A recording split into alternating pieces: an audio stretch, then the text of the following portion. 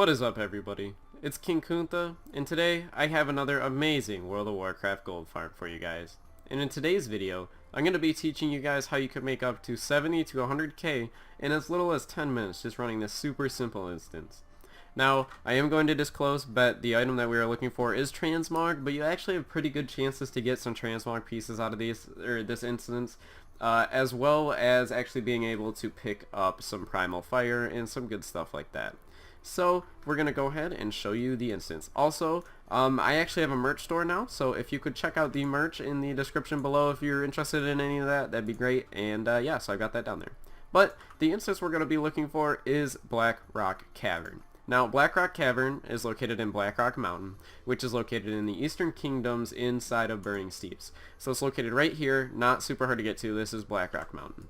Now, as soon as you enter, it might be a little confusing for some new players or maybe people that aren't very familiar with this instance in general. When you first enter, the entrance is right here, and you're going to go ahead and as soon as you enter, you're going to go ahead and want to take a right and head to this little broken door right here, because this is actually where the instance is, and it's not really marked on the map for anyone other than like there's a little tunnel back here.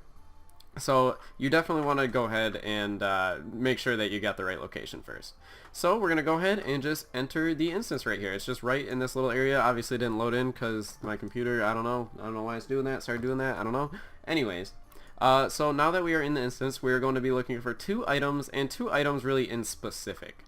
And those are going to be the Razor Wind Hammer, which currently is selling on my auction house for about 100k right now, and across all auction houses the average is about 80k, but on some of these lower pop servers I've actually seen it up to 200k. So you definitely want to check what server you're on and the price in your server, because if you don't, you could just, end up farming something that's actually worthless.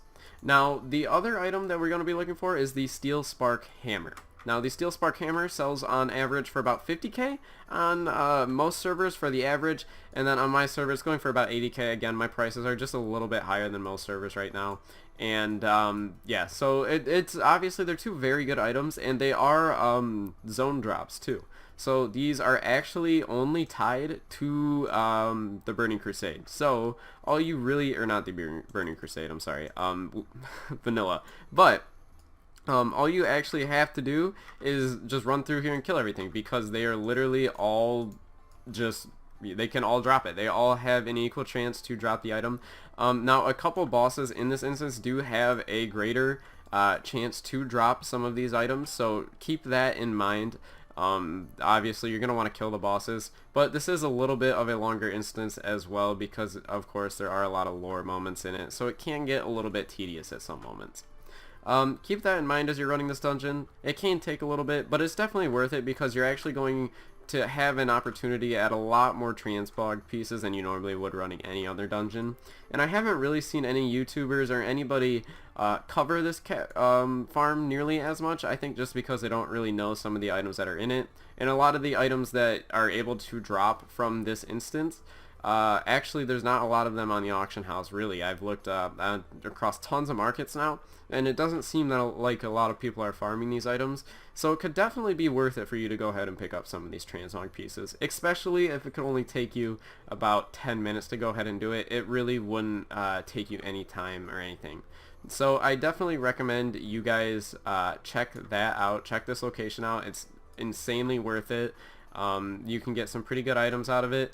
The instance is a little bit long and a little bit tedious, but it's definitely worth it. I've run this instance hundreds of times, and I love it. I love running this instance, and you actually have a good chance at getting some very, very good items out of it. Now, it can be a little bit long, so obviously I definitely recommend having Bear Tartar, because that of course is just going to increase the speed and efficiency that you're going to run anything in general, as well as just being a druid or a character that has some kind of movement speed buff or increase will help you as well, because ideally you just want to go ahead and run the instance as soon as possible, hide behind a corner, make everything run to you, and then AoE them all down. Now again, you're also going to want a spell with a big AoE, but as you can see, we're getting into the part of the instance where just a ton of mobs are at, and I'm getting ready to start get my real farm on, as you can see. So we're going to go ahead and switch to Moonkin form, and then we're going to go ahead and just target random one, and then we'll go ahead and just Sunfire them all down real quick. Spam Q a little bit. We'll go ahead and throw a little bit of Lunar Strike in, and yeah, so as you can see, super easy, just run through the whole thing. And also, if you're a disenchanter, you're going to have a lot of fun in this farm as well, because you're actually going to be able to sell some of these off and actually make a decent amount of gold for them.